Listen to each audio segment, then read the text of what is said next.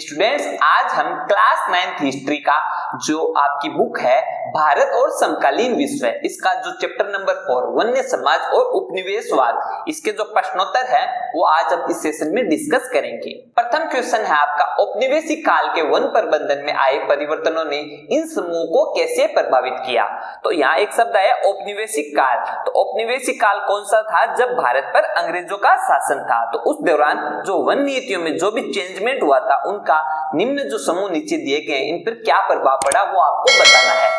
तो झूम खेती करने वालों पर क्या प्रभाव पड़ा, सबसे पहले आपको इसे बताना है। तो वन प्रबंधन की नीति में आए परिवर्तन से झूम खेती जो करने वाले थे उन पर व्यापक प्रभाव पड़ता है।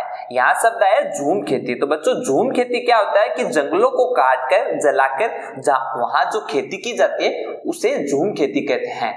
तो इस पद्धति को प्रतिबंधित कर दिए जाने के कारण वहां के जो समुदाय के लोग थे उनको दूसरा व्यवसाय अपनाना पड़ता है और उनके जो स्वतंत्र जीवन यापन की जो व्यवस्था थी वो भी चेंज हो जाती है और विभिन्न क्षेत्रों में इन लोगों का शोषण भी होने लग जाता है।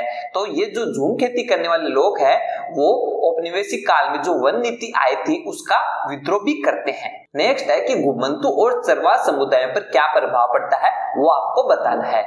तो घुमंतु और चरवाह समुदायों को सुरक्षित वनों में अपनी गतिविधियां चलाने से रोक दिया जाता है और फलतः उनकी क्या जो रोजी रोटी है वो भी बुरी तरह से प्रभावित होती है और वनों के उत्पादन के व्यापार को रोके जाने से इन समुदायों के लिए जो इनकम के सोर्स थे वो भी बंद हो गए थे, जिससे इनके लिए जीवन यापन करना भी मुश्किल हो गया था। इस कारण से अनेक समुदायों को तो जंगलों में उनके घरों से जबरन विस्थापित भी कर दिया गया और कुछ को अपना पैसा भी बदलना पड़ा, तो कुछ ने छोटे बड़े विद्रोह के द्वारा भी प्रतिरोध किया था। नेक्स्ट है लकड़ी और वन उत्पादों का व्यापार करने वाली कंपनियों को इनको कैसे प्रभावित किया ये भी बताना है। तो औपनिवेशिक काल के वन प्रबंधन में आए परिवर्तनों से लकड़ी और जो वन उत्पादों का जो व्यापार करने वाली कंपनियां थी उनको बहुत ही ज्यादा फायदा होता है। कैसे फायदा होता है कि वन प्रबंधन की नीति के तहत ब्रिटिश सरकार ने इन फर्मों को लकड़ी तथा वनों के जो उत्पादन था उसका व्यापार करने के लिए एकाधिकारी दे दिया था, जिससे उन्होंने बड़ी मात्रा में वनों को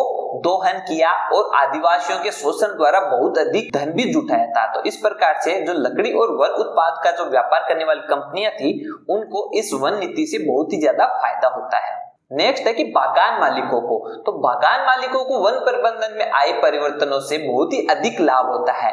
कैसे होता है कि प्राकृतिक वनों का जो भारी हिस्सा है उसको साफ करके चाय, कॉफी, रबर आदि के नए बागान है वो विकसित किए जाते हैं।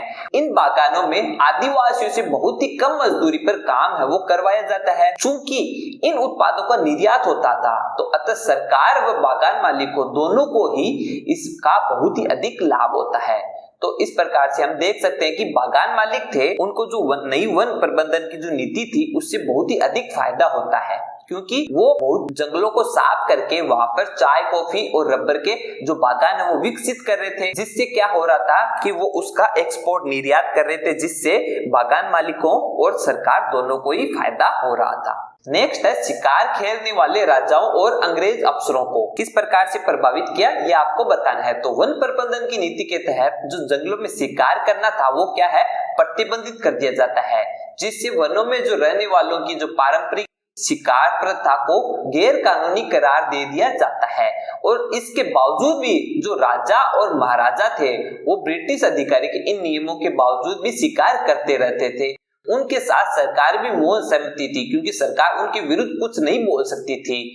चूंकि बड़े जंगली जानवरों को अंग्रेज है वो क्या कहते थे कि ये तो आदिम है, असभ्य है और बर्बर समुदाय का सूचक मानते थे। अतः भारत को सभ्य बनाने के नाम पर इन जानवरों का वो अंग्रेज थे वो शिकार भी करते रहते थे। यह कहा जाता है कि अकेले जॉर्ज यूल नामक एक अंग्रेज अफसर थे, उन्होंने लगभग 400 बाघों को मारा था। तो इस प्रकार से हम देख सकते हैं कि नई जो वन प्रबंधन नीति थी उससे जो शिकार खेलने वाले राजा और अंग्रेज अफसरों को बहुत ही फायदा होता है। नेक्स्ट क्वेश्चन है कि बस्तर और जावा के औपनिवेशिक वन प्रबंधन में क्या समानताएं थी। तो यहाँ दो क्षेत्र के नाम आए, बस्तर और जावा। तो बस्तर था वो किस कंट्री का क्षेत्र था? इंडिया का। और जावा है वो इंडोनेशिया का क्षेत्र था। तो आपको ये बताना है कि जो इनकी जो वन प्रबंधन की जो नीतियां थी उनमें क्या क्या समानताएं। पहली समानता थी यूरोपीय औपनिवेशिक शासन द्वारा वन प्रबंधन। तो बस्तर तथा जावा दोनों ही जगह यूरोपीय औपनिवेशिक सरकार द्वारा वन प्रबंधन है वो किया गया। बस्तर में तो अंग्रेजों का शासन था तथा जावा में डचों का शासन था। और इनकी जो वन नीतियां थी दोनों की समान थी और अपने अपने हितों पर आधारित थी। दूसरी समानता थी समान उद्देश्य। अंग्रेजों का क्या मुख्य उद्देश्य क्या था कि अपनी शाही नौसेना के लिए इमारती लकड़ी की नियमित आपूर्ति के लिए जो बस्तर के जो वन थे उनका दोहन किया करते थे। और डच लोगों का भी उद्देश्य यही था, इसलिए अंग्रेजों के समान वे भी शाही नौसेना के लिए इमारती लकड़ी चाहते थे। नेक्स्ट समानता थी वैज्ञानिक वानिकी का आरंभ। तो अंग्रेजों ने वैज्ञानिक वानिकी आरंभ की जिसके अंतर्गत प्राकृतिक वनों को तो काट दिया गया और ब्रिटिशों ने क्या किया कि उद्योग की आवश्यकताओं को ध्यान में रखकर अपने अनुसार नई प्रजातियां लगाई गई। और डच लोगों ने भी वैज्ञानिक वानिकी आरंभ करके अपनी आवश्यकताओं के अनुसार पेड़ लगाए थे। नेक्स्ट समानता थी अंग्रेजों ने विभिन्न वन कानून के माध्यम से स्थानीय लोगों पर अनेक प्रतिबंध लगाए। उनके आने जाने पर, पशुओं की चराई पर, लकड़ी लेने आदि पर प्रतिबंध कर दिए थे और घुमंतु खेती पर भी रोक लगा दी थी। और जंगल के जो 2/3 हिस्से थे उनको आरक्षित कर दिया गया, मतलब वहां कोई लोग है वो नहीं जा सकते थे। डचों ने भी विभिन्न कानूनों के माध्यम से ग्रामवासियों की वनों तक पहुंच पर अनेक प्रतिबंध लगाए। अब केवल कुछ विशेष उद्देश्यों के लिए ही जंगलों से लकड़ी है वो काटी जा सकती थी। तो यह दो समानता भी उन दोनों में थी। नेक्स्ट है कि ग्रामीण वन नीति। ग्रामीण स्थानीय लोगों का समर्थन पाने के लिए अंग्रेजों ने एक नीति बनाई थी, वन ग्राम नीति। इसके अंतर्गत कुछ गांवों को इस शर्त पर आरक्षित वनों में रहने की आज्ञा दे दी थी कि वे पेड़ों को काटने, ढोने और वनों को आग से बचाने के लिए वन विभाग के लिए मुफ्त काम करेंगे। मतलब उनको अगर उस आरक्षित वनों में रहना है तो उनको ये सेवाएं देनी पड़ेगी, वो भी मुफ्त में। इसी प्रकार से डच लोगों ने भी जावा में कुछ गांवों को इस शर्त पर कर देने से छूट दे दी कि यदि वे इमारती लकड़ी को काटने तथा ढोने के लिए मुफ्त श्रमिक तथा जानवर प्रदान करने के लिए सामूहिक रूप से कार्य करें। तो यह समानता भी इन दोनों में थी। नेक्स्ट आपका क्वेश्चन है कि सन 1880 से 1900 के बीच भारतीय उपमहाद्वीप में जो वन से आच्छादित क्षेत्र थे उनमें 97 लाख हेक्टेयर की गिरावट आई। पहले के 10.86 करोड़ हेक्टेयर से घटकर यह सीधे ही 9.89 करोड़ हेक्टेयर है वो रह गया था। इस गिरावट में निम्नलिखित कारकों की भूमिका है वो बतानी है। तो रेलवे की क्या भूमिका थी कि 1860 के दशक में जो भारत था उसमें रेल लाइनों का जो जाल था वो तेजी से फैलाया गया। इसलिए रेल की पटरियों को बिछाने के लिए क्या आवश्यक थे? स्लीपरों की। स्लीपरों के लिए भारत में बहुत ही अत्यधिक संख्या में पेड़ काटे गए। इसका अनुमान हम इसी से लगा सकते हैं कि 1 मील लंबी पटरी को बिछाने के लिए कितने स्लीपरों की आवश्यकता होती थी? 1760 से 2000, जिसके लिए बहुत ही अधिक संख्या में पेड़ों की आवश्यकता होती थी, इसलिए उनको काटा जाता था। और 1890 के दशक तक 25,500 किलोमीटर लंबी लाइनें हो बिछाई जा चुकी थी। इस कार्य को बहुत ही तेजी से किया गया क्योंकि रेलवे सैनिकों तथा वाणिज्यिक वस्तुओं को एक जगह से दूसरी जगह तक ले जाने में बहुत ही सहायक था। इसके लिए वनों का जो है वो तेजी से ह्रास होता है। नेक्स्ट था जहाज निर्माण। तो जहाज निर्माण उद्योग वन क्षेत्र में कमी के लिए दूसरा सबसे बड़ा कारण था। किस प्रकार से था कि 19वीं सदी की शुरुआत तक इंग्लैंड में ओक के वन लगभग है वो समाप्त हो चुके थे और इसलिए उनको ओक के वनों की आवश्यकता थी। उन्होंने भारतीय वनों की कठोर और टिकाऊ लकड़ियों पर उनकी नजर पड़ती है, इसलिए उन्होंने भारतीय वनों की अंधाधुंध कटाई है वो शुरू कर दी, जिससे भी भारत में वनों का तेजी से ह्रास हुआ था। नेक्स्ट है कृषि विस्तार।